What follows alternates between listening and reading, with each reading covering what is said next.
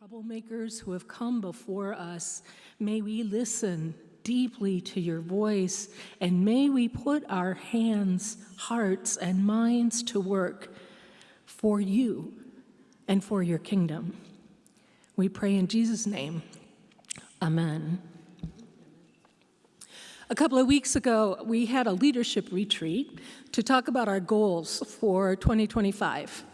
And a lot of what you're going to hear today is a summary of what we did in 2024, as well as a bit about our next steps for 2025. At the leadership retreat, I shared these thoughts. The church has been many things to many people over its 2,000 years.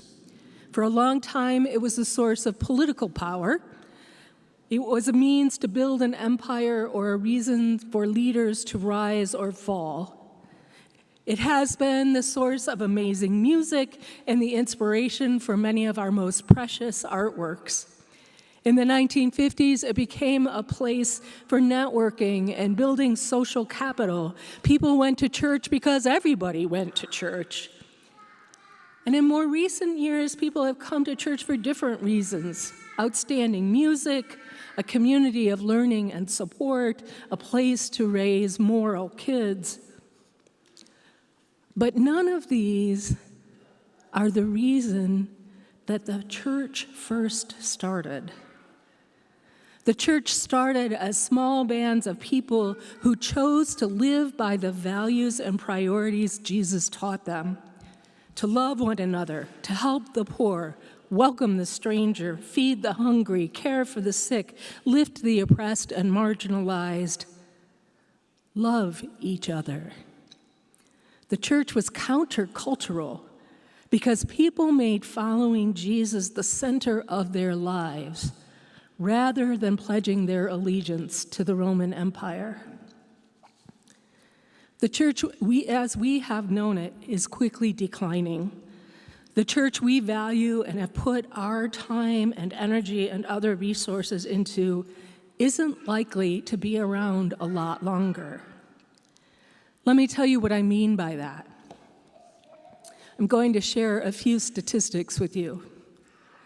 Between the year 2000, which doesn't seem that long ago, right? I mean, my kid was born in 2000. Between 2000 and 2020, so pre-pandemic, the Presbyterian Church lost 50% of its membership. The Disciples of Christ lost 57%. The Episcopalian Church, 32%. The United Church of Christ, 43%. And the United Methodist Church, just 24%, but that was before the schism. The pandemic only increased those losses and the speed, the rapidity of the loss. On average, churches lost 15% between 2020 and 2023. Experts tell us that we should expect a decrease in worship attendance of 10 to 15% every year from now on. The biggest reason is because people don't prioritize church anymore. 28% of Americans have no religious affiliation at all. That's the highest that number has ever been. In the 40s, it was 2%. Among Gen Z, so people born between 1997 and 2012, 39% of women have no church affiliation. That's my kids' generation. And 34% of men. It's the first generation where more women don't go to church than men. And we are not immune from this. We've got a graph. Let me see if I can forward this here. Oops. Come on. There we go. This shows our average worship attendance starting in 1984. You can see there's been a steady decline over time. We got a little bit of a bump in 2020 when people came back during COVID, but it's been a significant decline since then. Similarly, our membership has gone down as well. You can again see the steady decline in membership. So the question is, what do we do? First, here are two things we don't do. We don't pour our time and energy and resources in trying to recreate the church that was. It isn't possible. Our culture has changed too much. And we don't spend our energy looking for someone to blame. This is not the fault of any one person or committee or team or ministry here. It is a cultural shift. Every 500 years, the church changes dramatically, and we're in that time frame for this 500 years. Here's what we do. We work to reclaim the church that started with Jesus. Our world, our country, our community, our own souls need that church, the love your neighbor church, a church which embodies love. Remember those 13 to 28-year-old Gen Z kids I was talking about? Here's what they wish they could find in a church. 77.7 are looking for churches that help the poor. 72 have doubts about the existence of God and need a safe place to talk about it. 73.6 are looking for churches that address mental health. 69.2 are looking for churches that provide opportunities to help others. That is the church of Jesus Christ. That is who we are called to be. And that is what I hope you'll leave here inspired to be part of. Because these amazing, brave leaders who know that we've got to do something, they need you to be part of that too. We unite ourselves around a mission, and we join with these leaders and all the other leaders in our church so that we can build a church that is part of whatever God is creating for the future. And I give thanks that we are here to do that. Amen.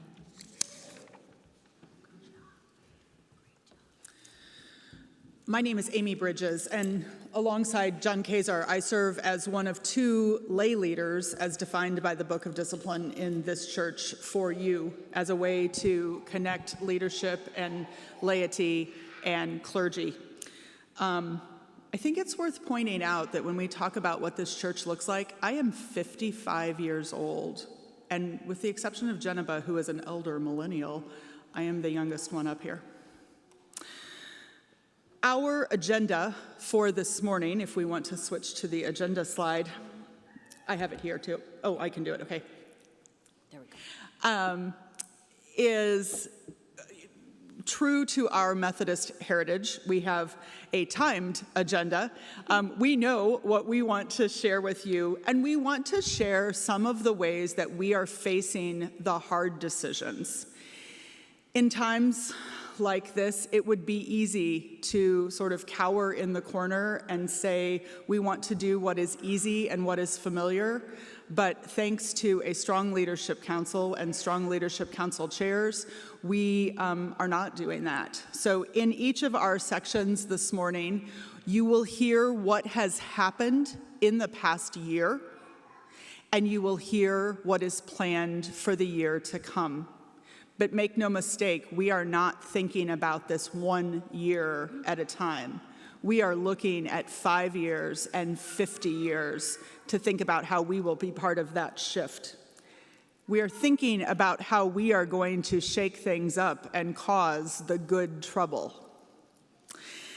As you have questions this morning, because I hope you do, I would encourage you to grab your bulletin or a piece of paper and write those questions down, because in our timed agenda, we are going to go, go, go, and we will take some of the questions at the end. If you have questions that you want to save and email to us, that is fantastic. If you have questions that you think may be answered along the way, I hope that is the case. At the end, we will take just a few minutes and try to answer some of the pressing ones.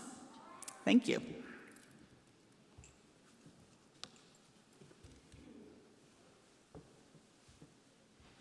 Good morning again.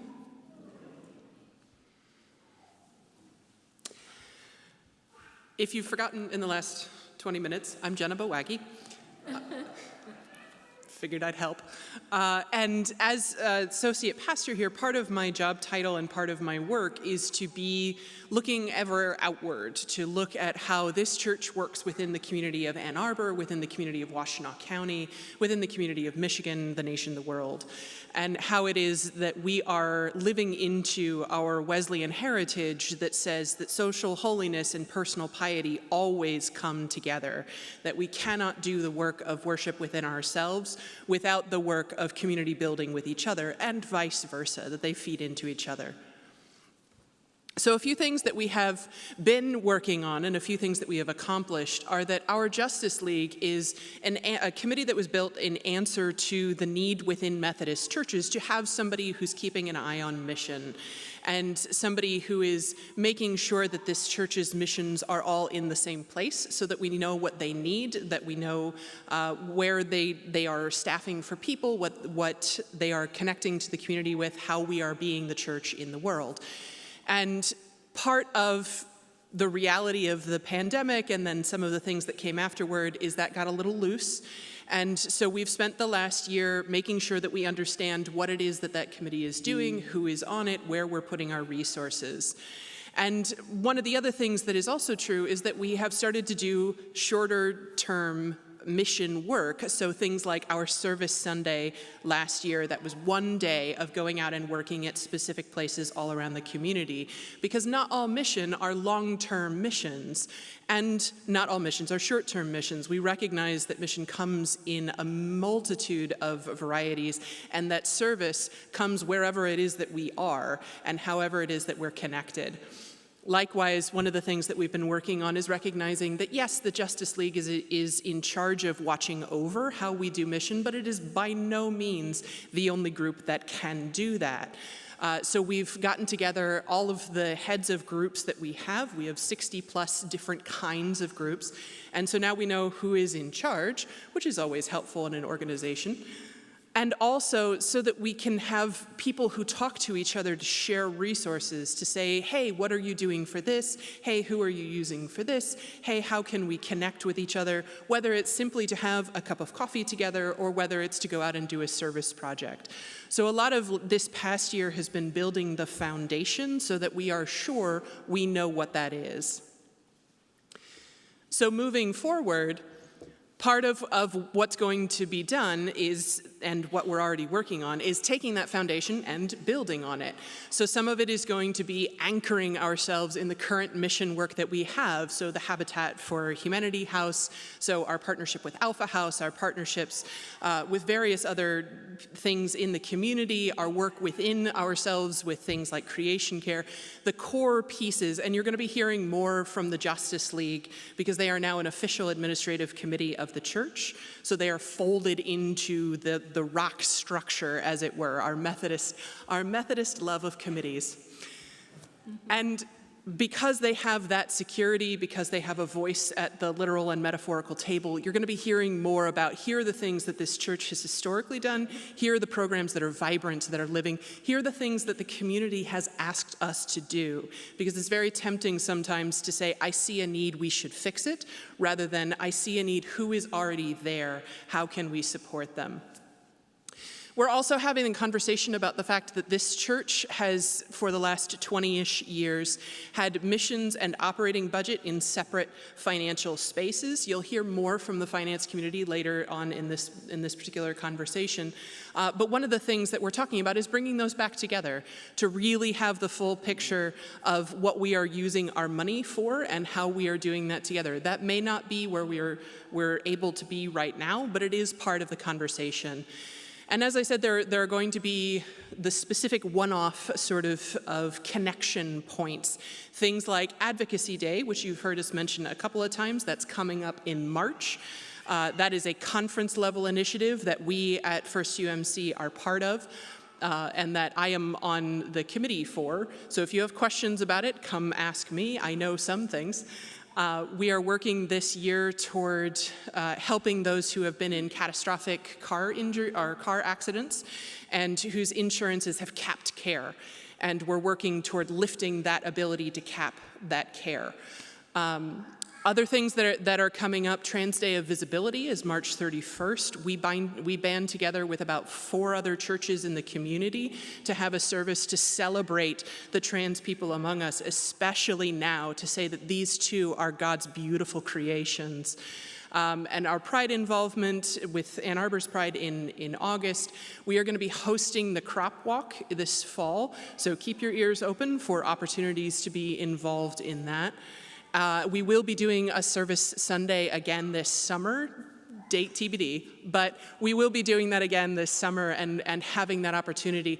So one of the things that we're going to be doing in terms of our service work is, again, building on the foundation so that we have the set concepts that you'll be hearing from.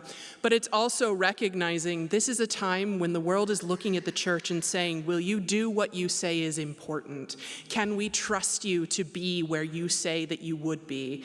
And we are looking to answer, we will be where we can be. We will be where it is good for us to be so that we aren't stretching ourselves thin over too many things and then not being able to do any of them well, but that we are focusing mindfully on this is where our passion is, this is where our talents are, this is where we can be the body of Christ at work in the world.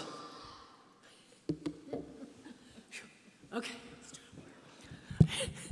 So if Geneva is working with social holiness, I am working with personal holiness and the deepened faith strategic priority. In the past year, we piloted a family worship service that was largely to find out what are families in need of when it comes to worship with their children, because children need worship too. We also formed the Greenwood Task Force to help make the move, not just the physical move from the Greenwood campus to here, but the worship move. And so we began planning the contemporary service worship. What is that going to look like? If you have not heard Brandy Tayus, our new music director at Greenwood, you have missed somebody amazing. She is wonderful, and she's going to come lead this new service here in the chapel when the renovation is over, and it's going to be just awesome. We did a lot of work with Greenwood. There's been a lot of understandable grief. We've really tried to make space for that grief, and we've got a group now that is ready to move forward, that's been deeply involved in the design of the chapel and in saying this is what's important to us, so that they can make this move both physically but also spiritually into a space that is meaningful, not just for them, but for hopefully some new folks who come as well. We began redesigning the youth program. As you know, our youth director, Daniel, resigned, and with Daniel's time in the youth program, he helped us to see some things that maybe need to change, or at least to be evaluated. We're, as I just said, in a different culture. So rather than just hire a new youth director who would do exactly what the previous youth director has done, we're taking this year to really try to find out, what do youth need today? How can we best support our youth today? And how can we set them up for fulfilling spiritual lives when they leave here? That's what the forum next weekend is all about. And Kim insisted that we put the last one on there, which is that, God willing and the creek don't rise, on May 12th, I will be a doctor. My doctorate, yes. My doctorate is a doctorate of ministry, and the emphasis is in church leadership.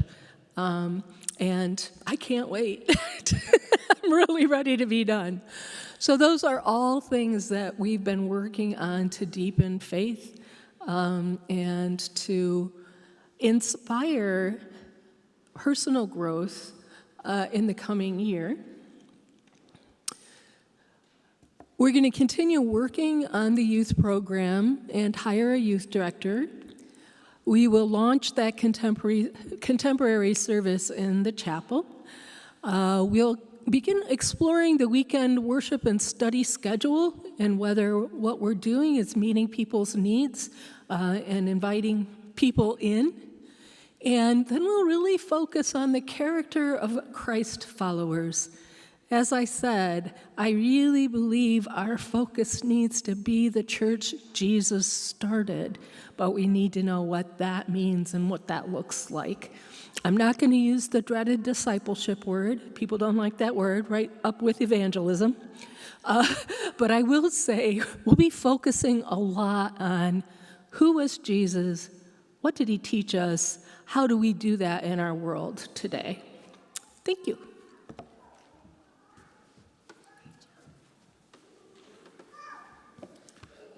So I'm John Kazor, one of the lay leaders here, and I am heading up the redevelopment task force along with a few other things.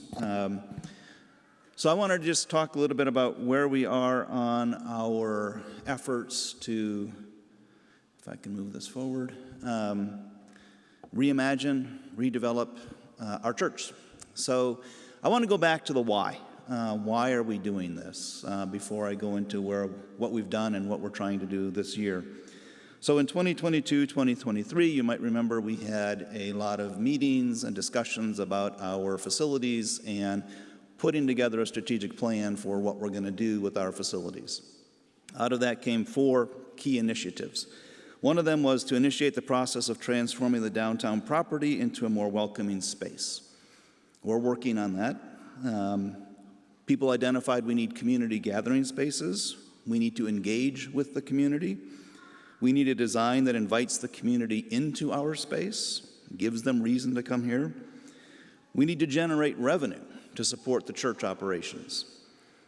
And we need to use our location and our property downtown to address the needs of the community in Ann Arbor.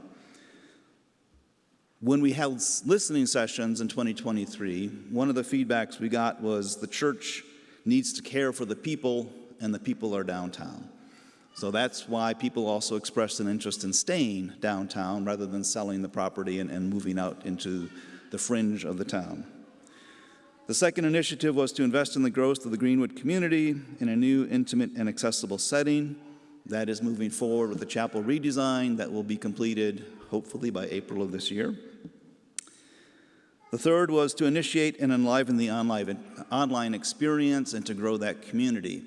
We realize that we have limited technology resources to do a real outreach on virtual platforms. So if we're going to think about a new facility or redesigning a facility, we need to build something into that facility that allows us to fulfill that outreach mission for virtual community. And the fourth was to increase the visibility of FUMC in the broader community. And again, that's bringing people in and making people know why we're here, making this place, this corner, relevant to the community so that people know and are invited and welcome to come here and join in what we're doing. One summary that I read that was pretty impactful said, "What we do is who we are." So if we are a country club and we want members to come and enjoy a nice worship on Sunday and have coffee and cookies, great, but that's not what we've heard. We are a church that wants to be in the community, part of the community, and solving some of the world's problems. So it's an intersection that we are trying to bring together. As far as the facilities, this is our third church building in the history of this church. Actual official church buildings. There were some smaller gathering places early on. The first was opened in 1839. That stood until 1867 when the church on the corner here was built, and that was torn down. And this structure was opened in 1940. So the first building, church building that this congregation had was a 28-year building. The second was 73 years. We've been in this facility for 85 years so far. So that gives a little bit of history. We're also sitting on what was originally Wesley Foundation property. So everything south of that wall pretty much was the church property, and this was Wesley property. There's an agreement between Wesley and the church about how we share the property. As we've started thinking about what we as a church and what Wesley Foundation needs, we are talking about how we can change that agreement. So that's going to be part of what we're doing this year. So that's the why. Why are we doing this? There's a lot of reasons for thinking about this physical asset that we possess and how can we use it to the good not only of the church and its membership, but to the broader community. So 2024. We took on a lot of issues. We started collaborating with Wesley. The Wesley Foundation did put together a strategic vision for their property. After some research, realized that affordable student housing isn't a thing, unfortunately. The funding for that was tried back in the 80s, I believe, and was abused, and most funders, all funders have pulled out of that. So the idea of finding some grant money to help build a facility that would offer affordable student housing does not exist. So we are working with them to figure out what we can do together to achieve that mission as well as the church's mission. We formed a redevelopment task force, a group of about 8 or 10 people that meets regularly to talk about some of the issues. We have spent an inordinate amount of time in 2024 learning, asking questions, meeting. We've met with over 15 different groups, developers, affordable housing experts, market rate housing experts, anything you can imagine, senior housing experts, trying to understand what value and what needs there are in the community. What can we do with this property? We're still trying to explore that. Nothing's been decided. So we continue to gather information and move forward. This year, in 2025, we are going to begin the hard work of some legal negotiations. So the first thing we have to do is tackle the agreement between Wesley and the church. So the Wesley Foundation and the church are each going to hire their representatives' legal counsel. They will get together and work out a new agreement. That new agreement is necessary for any development on this property, whether it's the Wesley portion or the church portion, because right now the lines are not defined. So we need everything defined very, very clearly. Once that arrangement is in place, we will form a working group together with Wesley, who will then have its own legal counsel, who will be the ones talking with developers as a joint voice between the church and Wesley. So that's what we're bringing together in 2025. We're also going to be bringing on some advisors to help us as a church figure this out. We have learned, after hundreds and hundreds of hours of talking and researching and meeting with people, we don't know enough. We need people who are in this industry and can help us understand how to navigate this and how to maximize our value in the arrangement that we come up with. We don't know what's going to come out of this yet.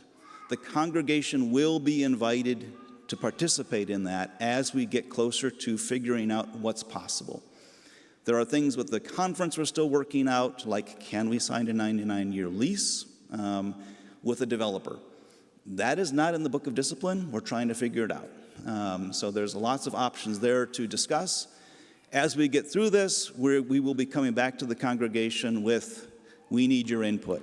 Here's some concepts, here's some ideas, help us figure this out. And then again, that team will be representing the church as we hopefully by the end of the year or early next year, actually are able to issue some RFPs for developers to bid and offer some ideas for what we can do based on very specific criteria that we as a church define. That's where we're at on the development.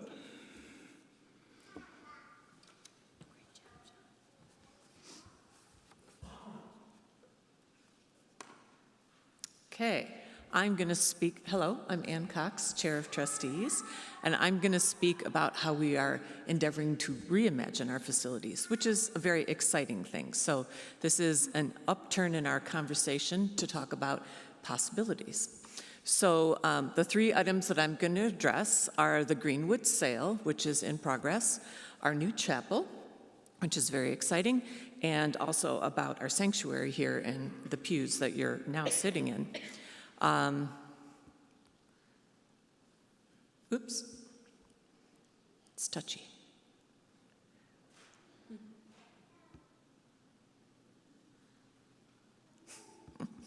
Thank you for waiting.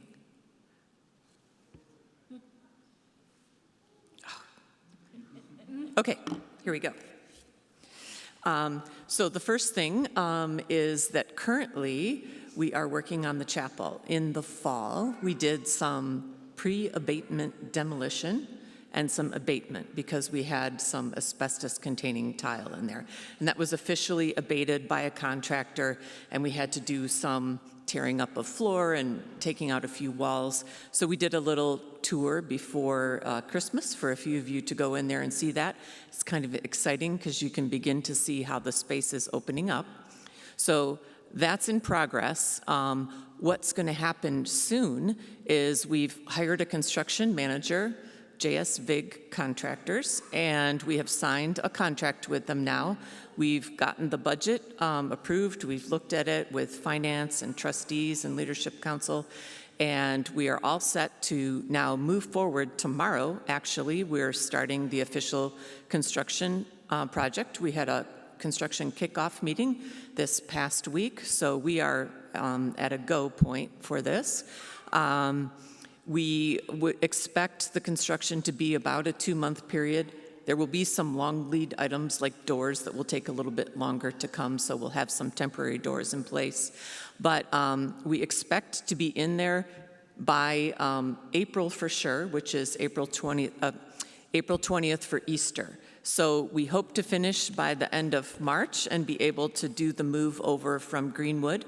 Our chapel committee is very dedicated. We had representatives from Greenwood, we had representatives from trustees, from music, various committees. If you see people wearing their "Ask Me About the Chapel" renovation, please ask them. They would be happy to answer any questions. We have a board that I have up here, and I will be up here at the end if people want to ask any specific questions. But we have a board at Greenwood. We have a board that we'll have in the social hall because we want people to ask us questions about the chapel. And when I'll show the plan in a few slides, and I'll just talk about some general things about it, nothing too specific. But we are definitely working on the chapel and hope to finish that up by the end of March, beginning of April.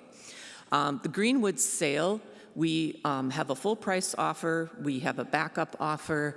That sale, the sales agreement was signed in December, and we are working on finalizing that deal. As part of it, the church actually has to do a land split so that Nancy's parsonage can remain. That was never part of the sale. So we have an application into the city of Ann Arbor right now to split off that portion of the land from the rest of the property. But we have one buyer, one purchaser, which is a church, that will be purchasing the Greenwood property and the building itself. So that's all in play. And the committee there at Greenwood has been looking at which items they will take from Greenwood to bring as a memory home, and also for practicality, some things from Greenwood to bring to the new chapel. So like we're bringing the piano. We're bringing 60 of the best chairs. We're bringing, some of the items from the kitchen, because there will be a kitchenette area in the new chapel so that they can still have that same flow of ease of service to snacks, that it will be a nice flow and similar experience for the Greenwood contemporary style service. The other thing that we're going to begin to do is with the same real estate agency, which is Religious Real Estate, that helped us with the Greenwood sale, is to look at marketing opportunities for renting our building here. So with the new chapel, we intend to use it on Saturday evenings, but are there other congregations that might use it during the week or at different times? Our sanctuary here, are there other times of the week that it could be rented? Other social hall, different spaces around the church. So we will begin to expand that in terms of rental of this facility, which will help with cash flow. And then the pews that you're currently sitting on, we are looking at taking some more of them out, and the why. Why are we doing that? Flexibility. When we have chairs in here, we would be able to rearrange the room a little bit more easily for different styles of worship or different events. So we have, there's a few rows where there are chairs now, and there's the grace space that allows for some more flexibility that we're hoping for. So right now, some of the pews are down in social hall, and we're looking at some new owners for those pews, and also maybe we can use some of that wood to make a few things that we need for the chapel. That's a new idea that came up recently, which is really interesting and nice to hear. And there's also some up in the attic still. So we have some pews that we want to get rid of those before we start exploring taking out more pews, but we would intend to begin to take out more pews in the sanctuary and put chairs in place. So flexibility. So I have a floor plan here, which is very tiny and you can't see very well. So I do have this plan here if you want to come up and talk to me. But again, key for this room, flexibility. It will be a nice big open space which will have multiple points that we can have for an altar. We could do chapel in the round. It will be a space for worship, but also we could intend to have some concerts or recitals, maybe some other community events in there. So that will be a nice space that will have some flexibility, especially with the kitchenette there, so it can have a multitude of functions. So I'll stay up here at the end if anyone wants to ask any specific questions, either about sanctuary, this facility, or Greenwood sale, or the chapel renovation. Thank you.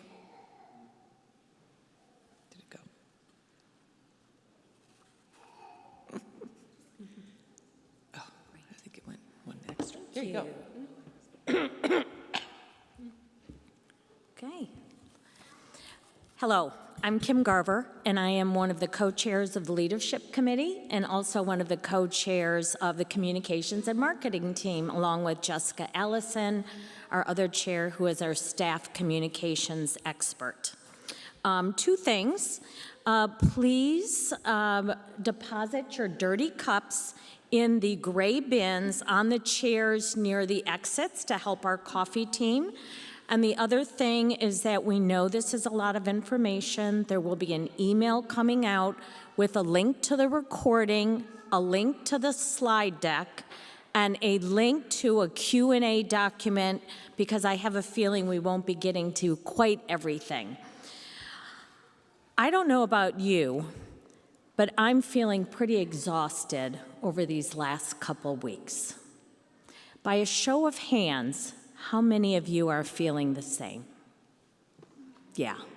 So let's just acknowledge the exhaustion. Now, what I have also learned recently is that there is a word for this that psychologists know about. It's called resilience targeting. It is a weapon used in war that is meant to take communities under tragedy and decrease their resilience by overwhelming them, so that the tendency is to just go to bed and put the covers over our head. And here's how it works. You overwhelm the community with chaos and confusion. You distribute lots of disinformation, and you start to dismantle infrastructure. So I think we can all relate to that, and there's a name for this. that helped me knowing that, and this is purposeful. But here's the good news. We, as a church community, offer an alternative. In our church community, we are founded under the principles of love, faith, joy, and connection. And that is where we are going to find strength in this difficult time. Now you can say, what has that got to do with communications? So our job in the communications team is to make sure you have clear, concise, accurate, and consistent communication coming from the church. Because in times of rapid change, which we all recognize is critical, we're going to need that kind of communication even more. So last January, we formed a comms and marketing team, which is a combination of our staff, which do a lot of communications, as well as leadership council members and other lay people that can give our staff feedback on what is happening. We've been meeting monthly. It's been very positive, and we've made a lot of nice changes. We've also expanded the use of Church Center. My goal was to make you sick of hearing about it. I think I've got some nods. Awesome, it worked. But the reason for it is it's going to help us navigate the website easier. It's the little app on your phone. We can check in for worship. We can give money. We can sign up for events. We can even find people on the online directory. And most importantly, it helps to unburden our staff so they can focus on things that matter more. And our young people coming into the church do not read email. So we have to reach them in a way that makes sense for them. We've also created lots of metric dashboards. You saw 2 of them, a little depressing, I know. Earlier, we've also got dashboards on engagement, on group engagement, how many people are using Church Center, and also what is our social media and our email hits? How many clicks, how many people are reading them, and what impact is they're having? So we have all those stats if you want to know what they are. We also started holding these church meetings. We had 3 last year. Our goal is to have 3 again, 1 in the spring, 1 in the fall, to keep people informed about what's going on and to post our leadership strategic goals on our website. Now, our focus for this coming year, ooh, that is tricky. No, it's not just you, Ed. Yes, please, for 20, okay. Last year we focused internally to get our ship in shape. This year we're gonna focus outside of these walls. And the first thing we're doing is working on updating our FUMC brand for such a time as this. We have an amazing opportunity at our church. We have this incredible history, this worldwide denomination, and this beautiful historic building that is still so amazing because of our trustees, and mostly because of Ann. So make sure you hug her. And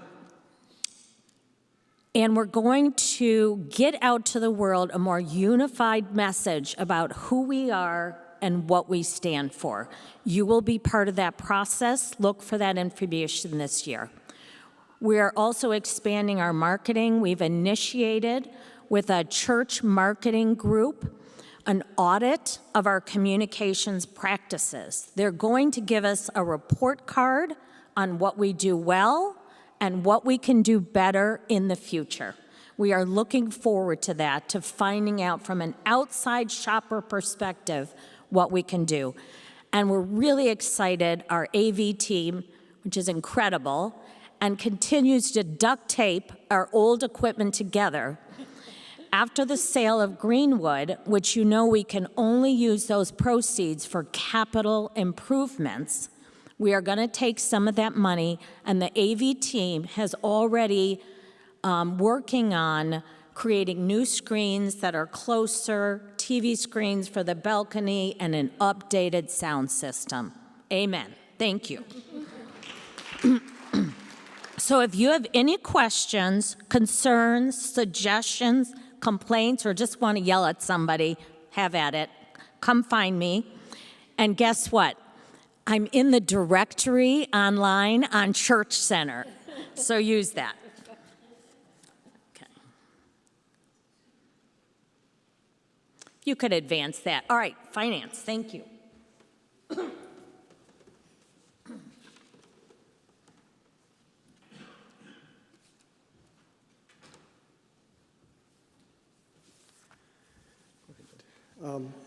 Well, I just wanted to say that we did not turn off the heat as a means of giving you a finance message. So go ahead. I'm going to start. My name's Ted Brokaw.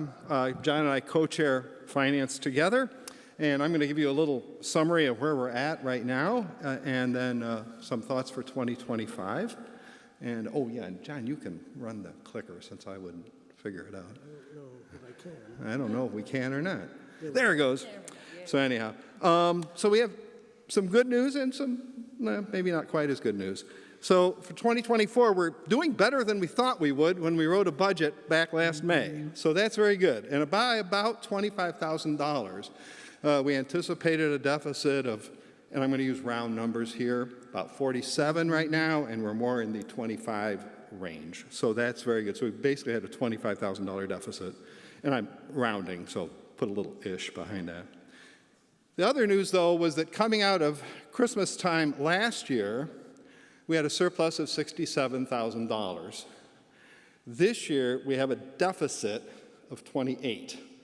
So there's a little concern there, because quite frankly, if you think about it, if we perform exactly the same between January 1st and June 30th, which, just a reminder, our fiscal year runs from July 1st to June 30th, we obviously will have a more significant deficit. We had a very slight deficit at the end of last year.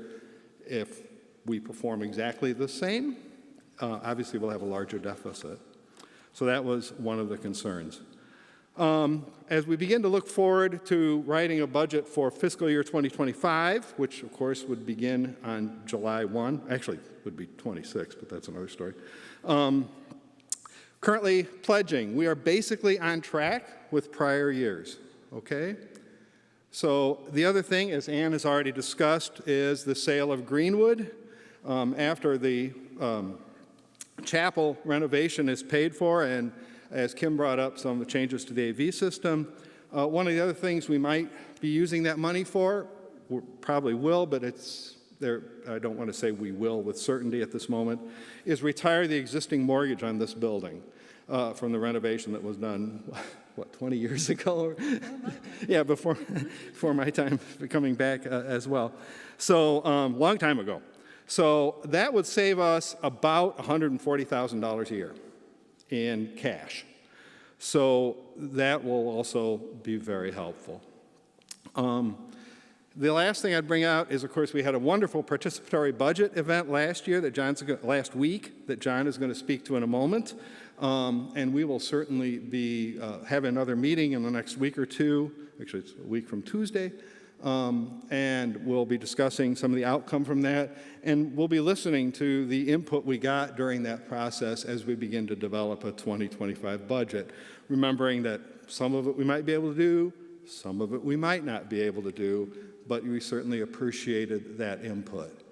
The other thing I just point out loosely would be, I encourage you to keep up on where the church is financially. We post that every month out on the church's website, and you can go check it out. You're certainly welcome to ask John or I any questions you ever have. We're very interested in being transparent in all things financial for this church. But you can go to the church's website, go to Give. We just want to kind of remind you of that. And then you will see that under My FUMC, you can get information about how the church is currently doing. So I encourage you to do that. Okay, thanks. And John? Thank you, Ted. So the participatory budget process was I think, a really terrific event. We had invested a lot of time in this. We really didn't know what the response would be. The response actually exceeded our expectations. Very robust discussion and input on both the current spending and ideas for benevolence giving and incorporation into budget. Geneva alluded to that in her talk. Ted has mentioned it as well. This is something we would like to do. It's dependent upon how much revenue we can generate and have incorporate into a budget. So in a sense, the test of what happened in the participatory budget process will play out as we develop a budget, and that process will begin in March, end of March, and then we have to have a budget ready to go as of the start of the fiscal year, which will be July 1st. And we will provide a detailed report on the participatory budget process. I'm saying by the end of Q1, maybe we can beat that, but we'll see what we can. We certainly will provide that information to you because you really did invest a lot into it, and we are very glad that you did. Okay. Kim, are you, or is it maybe? All right. So as we have said over and over, what we have done in the past year, what these meetings have been about, is about transparency, about making sure that all that are happening are things that we feel like we have received input. If you attended the first one of these all-church meetings just about a year ago, you may realize that the feedback we received from that first all-church meeting has been incorporated into the way we do this. So Kim Garver is out collecting questions that you may have written on a piece of paper. Thank you again for helping us get started on time, because we know that as good United Methodists, at the 1 hour mark, you will get up and leave. So this allows us to also essentially end on time. If you have questions, again, that are more specific to, something that you are interested in, or that your subcommittee or a group within the church that you're working with is working on, I would encourage you to send those to someone sitting up here or to the chair of that committee. Remember, in this church, we have 5 major committees that report up to Leadership Council. 6 major committees that, well, no, I thought that was number 5. I'll work on my numbers later. But Kim has collected some questions. We want to look through these very quickly and see if there are a few to answer right now before Geneva then wraps us up. I will remind you one more time, I will demonstrate by putting my coffee cup over on the side as well.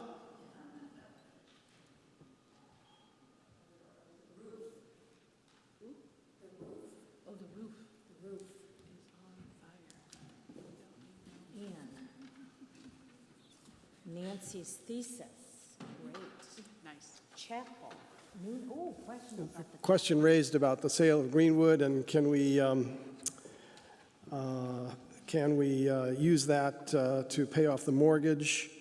The answer is yes, we can. That's a capital expense, and that's certainly a possibility, and one we're looking at very closely. I don't understand the second. Oh, is paying off the mortgage, is that considered capital? Yeah, paying off the mortgage would be considered a capital expense. So, thank you. Go ahead.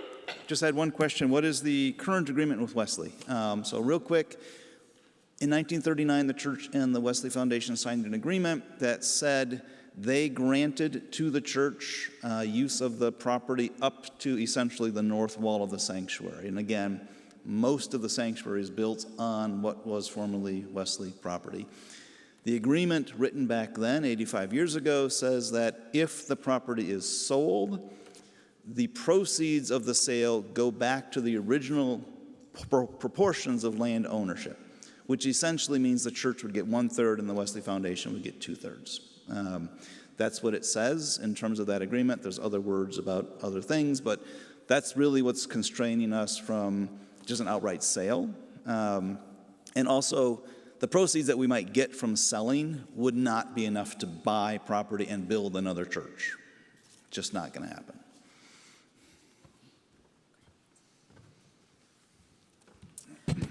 So my question was about my thesis topic. My thesis was on adaptive change in churches. Adaptive change is, long story. Adaptive leadership is based on some findings from a couple of people from Harvard. They talk a lot about how to create change in organizations, and I learned specifically about that within church organizations, and so my job was to talk about that and then apply it to a particular problem in the life of the church. And the problem I chose was the fact that our kids don't worship. Our children don't worship, and I think that it's really important that they do. And then I was supposed to come up with a potential solution, so we had family worship. And the whole thing is all about that, plus a lot of John Wesley and some Bible in support.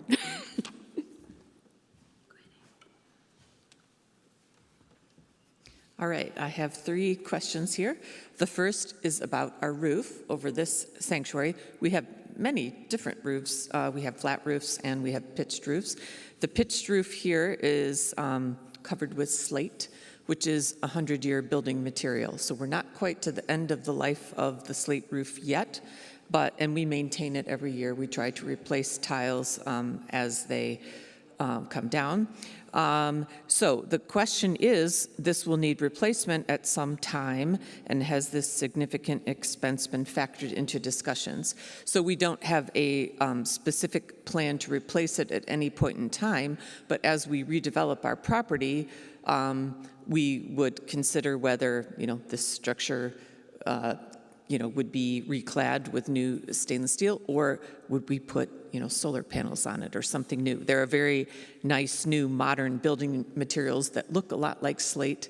I mean, does it have to stay slate? We don't know, but that's kind of a decision for the future once we redevelop the property. But I will just say, at this point in time, we don't have a specific plan to replace it, but we know that it needs to be done at some time. The second question I have here is about the new chapel, and will it have a new name? And we definitely have thought about that, and we have left it with the Greenwood Task Force to decide whether they would like to name it the Greenwood Chapel, or if it would have some other name. Right now, it is not named yet, and we haven't bought the signs, so when it does get decided, we'll order the signs, and it will, have a name over the new chapel. But that's to be determined. Let's see, this is another specific question about a coffee maker. So I will coordinate with the Greenwood folks, because there are 3 coffee makers there at Greenwood, and they don't need 3 in the new space. So we'll see where this new coffee maker might go. So thank you. Okay, final question. Are there any thoughts for allowing a comeback of other church uses, such as concerts, recitals, as in the past, and there was multiple examples? Absolutely. Send people our way. We'll be using Bill Skubik and the trustees to increase our rentals. We would like to see this building being used every day of the week as full as possible. So that is the goal. Thank you.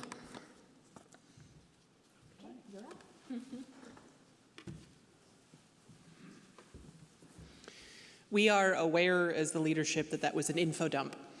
and that's going to take some time, especially for those of us who are introverts in the room, that we need time to process information and figure out all the things of, oh, I didn't understand that, or oh, I had a question about that. And reiterating, you are welcome to email any of us the questions that you come up with later. The good thing about email is that if you send it at 2 in the morning, we won't get it then. But do what makes you happy.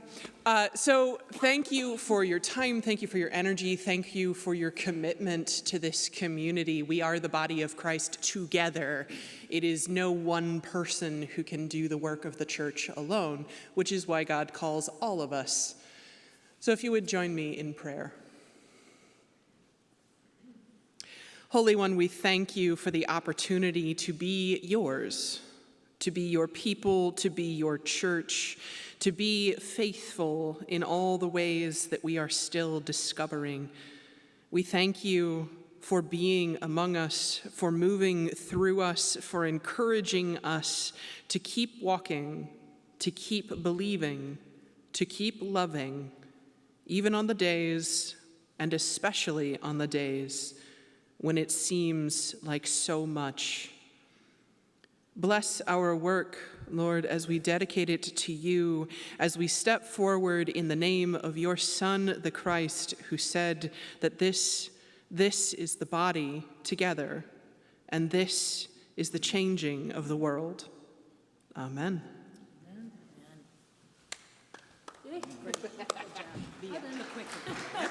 I noticed your note. You want these?